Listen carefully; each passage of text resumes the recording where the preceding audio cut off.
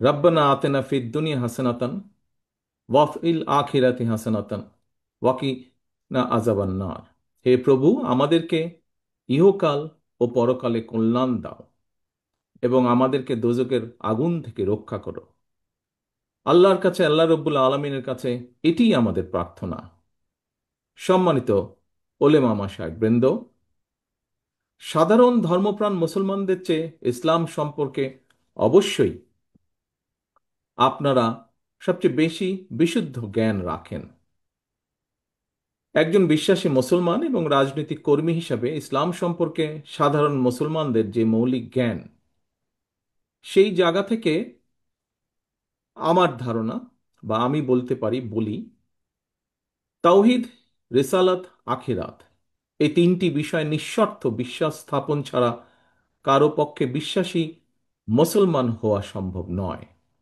আর প্রতিটি বিশ্বাসী মুসলমানের জন্য কালেমা, নামাজ, রোজা, হজ, জাকাত, ইসলামের এই পাঁচটি মূলনীতি অবশ্যই পালনীয়। এর কোনো বিকল্প নেই। আমরা দেখতে পাই ইসলামের এই পাঁচটি বিষয়ে কিন্তু বিশ্ব মুসলিম উম্মার মধ্যে কোনো বিরোধ নেই, বরং সবার চূড়ান্ত ঐক্য রয়েছে। তবে ব্যক্তি এবং সমাজ জীবনে এইসব বিধি বিধান, বাস্তব প্রক্রিয়া পদ্ধতি নিয়ে কিংবা হীন দলীয় স্বার্থে ইসলামের রাজনৈতিক ব্যবহার নিয়ে ইসলামিক স্কলারদের মধ্যে মাঝে মাঝে আমরা মতবিরোধ এবং ভিন্ন মত দৃশ্যমান দেখি। একটি রাজনৈতিক দল হিসাবে বিএনপি মনে করে আল্লাহর উপরে পূর্ণ আস্থা ও বিশ্বাস এবং মহানবীর শান এবং মান সমুন্নত রেখে ইসলাম নিয়ে গবেষণায় নিঃসন্দেহে কোনো বাধা নেই। তবে ধর্মীয় ইস্যু নিয়ে বিরোধ কিংবা ভিন্ন মত অথবা হীন দলীয় রাজনৈতিক স্বার্থে ধর্মীয় বিধানের উদ্দেশ্যমূলক ব্যাখ্যা কখনো কখনো সমাজে অস্থিরতা সৃষ্টির কারণ হয়ে ওঠে। সম্মানিত উপস্থিতিবৃন্দ, এক্ষেত্রে ইসলামী মূল্যবোধে বিশ্বাসী একটি রাজনৈতিক দল হিসাবে বিএনপি মনে করে ইসলামের বিধি বিধান নিয়ে মতবিরোধ বা ভিন্নমত যাতে রাষ্ট্র এবং সমাজে ফিতনা সৃষ্টি কিংবা বিশ্বাসী সাধারণ মুসলমানদের মধ্যে অনৈক্যের সৃষ্টির কারণ না হয়, এ বিষয়ে নিশ্চিত করতে নেতৃস্থানীয় ওলেমা মাশায়েখ, ইমাম, খতিবগণ যোগ্য উল্লেখযোগ্য ভূমিকা রাখতে পারেন। সম্মানিত ওলেমা মাশায়েখ বৃন্দ, ইসলামী মূল্যবোধের আলোকে বিএনপি এমন একটি কল্যাণমূলক সমাজ, সরকার এবং রাষ্ট্র ব্যবস্থার পক্ষে যে রাষ্ট্র ও সমাজে মুসলমানগণ নিঃসংকোচে কোরআন সুন্নাহর অনুযায়ী নিজেদের জীবন পরিচালনা করতে সক্ষম হবেন, নির্ভয়ে নিরাপদে এবাদত বন্দিগি করতে পারবেন। একইভাবে অন্য ধর্মের মানুষেরাও নিরাপদে নিশ্চিন্তে যার যার ধর্ম ও সংস্কৃতি পালন করতে সক্ষম হবে। সম্মানিত উপস্থিতিবৃন্দ, বিএনপি কখনোই ইসলামের মূলনীতি কিংবা মৌলিক বিশ্বাসের সঙ্গে আপোষ করেনি, ইনশাল্লাহ ভবিষ্যতেও করবে না। আপনাদের মধ্যে এখানে যারা প্রবীণ ব্যক্তিবর্গ রয়েছেন, আপনাদের নিঃসন্দেহে আপনারা জানেন পতিত পরাজিত পলাতক স্বৈরাচারের দল যারা স্বাধীনতা উত্তর বাংলাদেশে রাষ্ট্র ক্ষমতায় বসে নিজেদের ইচ্ছে মতন সংবিধান রচনা করেছিল, সেই সংবিধানে দেশের অধিকাংশ জনগোষ্ঠীর আকাঙ্ক্ষার প্রতিফলন তখন ঘটেনি। পরবর্তীতে বাংলাদেশের স্বাধীনতার ঘোষক বিএনপির প্রতিষ্ঠাতা শহীদ রাষ্ট্রপতি জিয়াউর রহমান রাষ্ট্র পরিচালনার দায়িত্ব পাবার পর সংবিধানে বিসমিল্লাহির রহমানির রহিম অন্তর্ভুক্ত করেছিলেন। সংবিধানে সর্বশক্তিমান আল্লাহর উপরে আস্থা এবং বিশ্বাস অন্তর্ভুক্ত করেছিলেন। বর্তমানে সর্বশক্তিমান আল্লাহর উপরে আস্থা এবং বিশ্বাস কথাটি এভাবে রাখা হয়নি। কেন এভাবে রাখা হয়নি?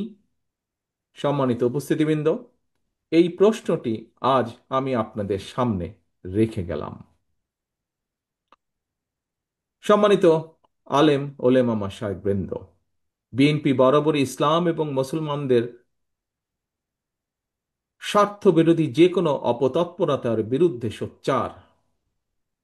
পতিত পরাজিত পলাতক স্বৈরাচার ইসলাম, মুসলমান এবং ইসলামী সংস্কৃতিকে রাষ্ট্র এবং সমাজে নানাভাবে হেয় প্রতিপন্ন করার অপচেষ্টা করেছিল। আপনাদের এখানে যারা আজকে উপস্থিত আছেন, আপনাদের অনেকেরই নিশ্চয়ই মনে আছে পরিষ্কারভাবে 2024 সালে পবিত্র রামাদান মাসে হঠাৎ করেই মুসলমানদের ধর্মীয় সংস্কৃতি ইফতার মাহফিল আয়োজনের উপরে নিষেধাজ্ঞা দেওয়া হয়েছিল। এটি কোনো বিচ্ছিন্ন ঘটনা ছিল না, এটি ছিল বাংলাদেশে ইসলাম বিরোধী, ইসলাম মূল্যবোধ এবং সংস্কৃতির বিরুদ্ধে সুদূর প্রসারী ষড়যন্ত্রের একটি অংশ। সেই সময় বিএনপি এই অপতৎপরতার তীব্র প্রতিবাদ জানিয়েছিল। 2013 সালে রাজধানীর শাপলা চত্বরে হেফাজতে ইসলামের হাজার হাজার নেতাকর্মীর উপর, সমর্থকের উপরে হানাদার বাহিনীর মতন ক্র্যাকডাউন চালানো হয়েছিল। গণহত্যার প্রতিবাদে এবং হেফাজতে ইসলামের সমর্থনে বিএনপি সারা দেশে 2 দিন হরতাল সহ বিভিন্ন কর্মসূচি পালন করেছিল তখন। সম্মানিত উপস্থিতিবৃন্দ, যে কোনো পেশা কিংবা চাকরির ক্ষেত্রে সার্টিফিকেটের গুরুত্ব বিবেচনা করে কাওমি মাদ্রাসা শিক্ষার্থীদের সর্বোচ্চ ডিগ্রি দাওরে হাদিস অর্থাৎ তাকমিল সনদকে মাস্টার্স সমমানের স্বীকৃতি দেওয়ার উদ্যোগ 2006 সালে বেগম খালেদা জিয়ার সরকারের আমলেই নেওয়া হয়েছিল। সম্মানিত ইমাম এবং খতিবগণ, দেশে বর্তমানে কাওমি ও আলিয়া সরকারি, বেসরকারি কিংবা নিবন্ধিত বা অনিবন্ধিত সব মিলিয়ে বিভিন্ন পর্যায়ের 50,000-এরও বেশি মাদ্রাসা রয়েছে। এসব মাদ্রাসায় লক্ষ লক্ষ শিক্ষার্থী পড়াশোনা করছেন। দেশের সরকারি কিংবা বেসরকারি ব্যবস্থাপনায় সারা দেশে সব মিলিয়ে মসজিদের সংখ্যা প্রায় 3.5 লক্ষ বা তারও কিছু বেশি হতে পারে। এই মসজিদগুলোতে কম বেশি প্রায় 17 লক্ষ ইমাম, খতিব, মুয়াজ্জিন ধর্মীয় দায়িত্ব পালন করছেন। লক্ষ লক্ষ মসজিদ, মাদ্রাসা, ইমাম, মুয়াজ্জিন, মাদ্রাসা শিক্ষার্থীকে রাষ্ট্রীয় অগ্রগতিমূলক কার্যক্রমের বাইরে রেখে দেশ কখনোই টেকসই দেশে কখনোই টেকসই উন্নয়ন করা সম্ভব নয়। এবং এই বাস্তবতা থেকে বিএনপি আগামী দিনের কর্মসূচিতে এ ব্যাপারে সুনির্দিষ্ট কর্মপরিকল্পনা গ্রহণ করেছে। সম্মিলিত ইমাম খতিব পরিষদের আজকের এই সম্মেলনে আপনারা আলেম ওলেমা, ইমাম, খতিব ও মুয়াজ্জিনদের স্বার্থ সংশ্লিষ্ট বেশ কয়েকটি দাবি উপস্থাপন করেছেন। আপনাদের উপস্থাপিত দাবিগুলোর বেশ কয়েকটি দাবি অগ্রাধিকার ভিত্তিতে পূরণ করার সব রকম সুযোগ রয়েছে বলে আমি মনে করি। আপনারা ইমাম, খতিব, মুয়াজ্জিনদের জন্য সার্ভিস রুল প্রণয়নের দাবি জানিয়েছেন। আপনাদের এই দাবিটি অত্যন্ত যৌক্তিক। অনেক মসজিদে মসজিদ কমিটির ইচ্ছা অনিচ্ছার উপরে ইমাম মুয়াজ্জিনের চাকরি নির্ভর করে। আমি মনে করি এটি হওয়া উচিত নয়, এটি হতে পারে না। এটিকে আমি ইমাম মুয়াজ্জিনদের বিরুদ্ধে অন্যায্য আচরণ বলে মনে করি। ইনশাল্লাহ, আল্লাহর রহমতে বিএনপি রাষ্ট্র পরিচালনার সুযোগ পেলে সার্ভিস রুল প্রণয়নের ব্যাপারে অগ্রাধিকার ভিত্তিতে বাস্তবায়নের উদ্যোগ বিএনপি সরকার গ্রহণ করবে ইনশাল্লাহ।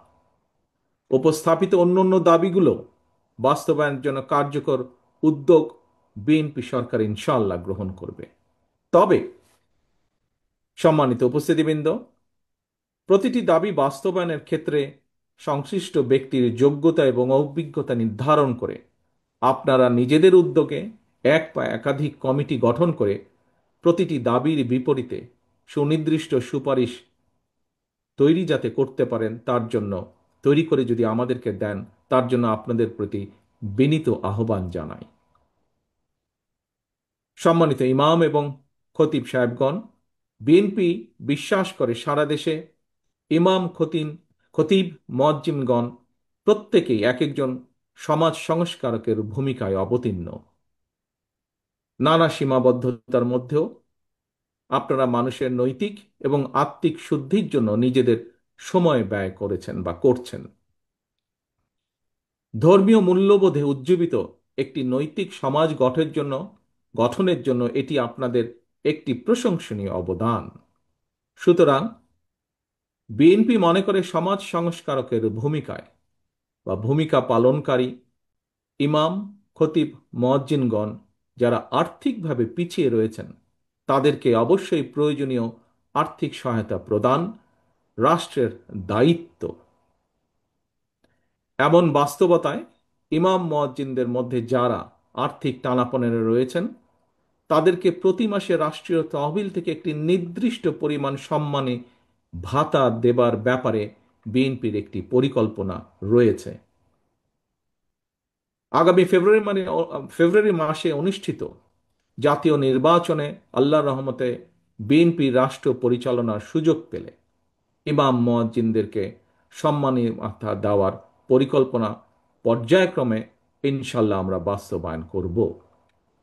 একই সঙ্গে ইমাম মুয়াজ্জিনদেরকে আর্থিকভাবে আরও স্বাবলম্বী করার লক্ষ্যে ইমাম মুয়াজ্জিন কল্যাণ ট্রাস্টকে শক্তিশালী করে আরও বহুমুখী প্রকল্প গ্রহণ করার একটি চিন্তা ভাবনা আমাদের রয়েছে। সম্মানিত ইমাম, খতিব, পীর, মাশায়েখগণ, 1993 সালে বিএনপি সরকারের সময় দেশে প্রথমবারের মতন মসজিদ ভিত্তিক শিশু ও গণশিক্ষা কার্যক্রম প্রকল্প চালু করা হয়েছিল। সেটি এখনো অব্যাহত রয়েছে।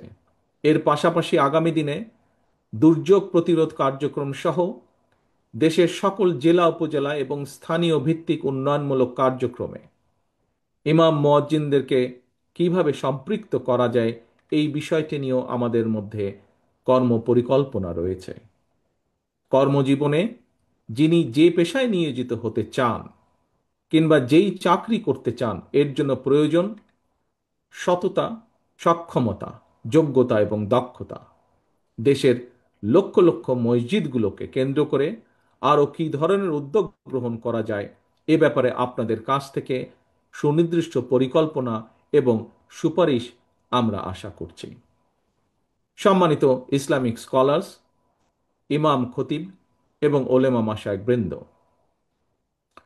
দীর্ঘ ১.৫ দশকের তাবেদারি শাসন শোষণের মাধ্যমে আরও একবার প্রমাণিত হয়েছে ঈমান, ইসলাম এবং দেশের স্বাধীনতা সার্বভৌমত্ব রক্ষা করতে হলে আমাদের ঐক্যের বিকল্প নেই।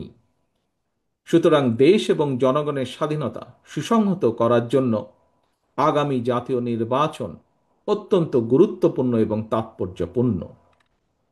প্রিয় দেশ বরেণ্য, সম্মানিত ওলেমা মাশায়েখগণ, একজন বিশ্বাসী মুসলমান হিসাবে এবার আমি আমার একটি প্রত্যাশার কথা আপনাদের সামনে ব্যক্ত করতে চাই।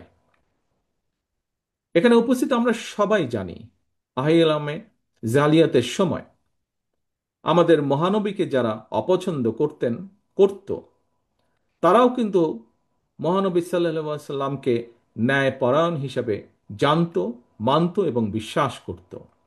মহানবীর ন্যায়পরায়ণতা নিয়ে মুসলমান, অমুসলমান, বিশ্বাসী, অবিশ্বাসী কারো মধ্যেই কোনো সংশয় ছিল না।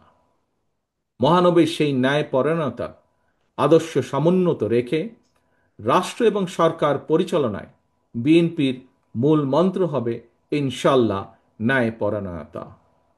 মহানবীর ন্যায়পরায়ণতার আদর্শে উজ্জীবিত একটি ইনসাফ ভিত্তিক বাংলাদেশ গড়ার লক্ষ্যে আগামী নির্বাচনে বিএনপি দেশের সকল সম্মানিত ইমাম, খতিব, মুয়াজ্জিন, আলেম, ওলেমা, পীর, মাশায়েখদের দোয়া এবং সমর্থন চায়।